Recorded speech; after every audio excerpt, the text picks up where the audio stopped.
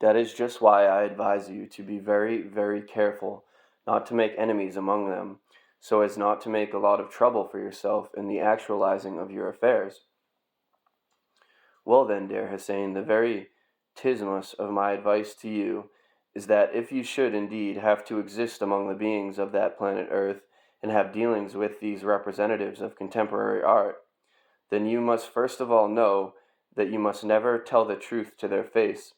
Let fate spare you this, and any kind of truth makes them extremely indignant, and their animosity towards others almost always begins from such indignation. To such terrestrial types, you must always say to their face only such things as may tickle those consequences of the properties of the organ kunda buffer unfailingly crystallized in them, and which I have already enumerated, namely, envy, pride, self-love, vanity, lying, and so on. And the means of tickling which infallibly act on the psyche of these unfortunate favorites of yours are, as I noticed during my stay there, the following.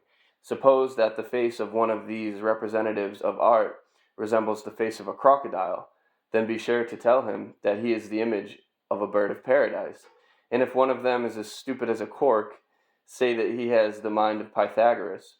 If his conduct in some business is obviously super idiotic, tell him that even the great cunning Lucifer could not have thought out anything better.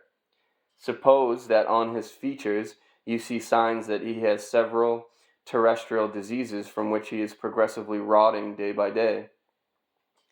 Then, with an expression of astonishment on your face, ask him, "Do, please tell me, what is your secret for always looking so fresh, like peaches and cream?" and so on. Only remember one thing, never tell the truth.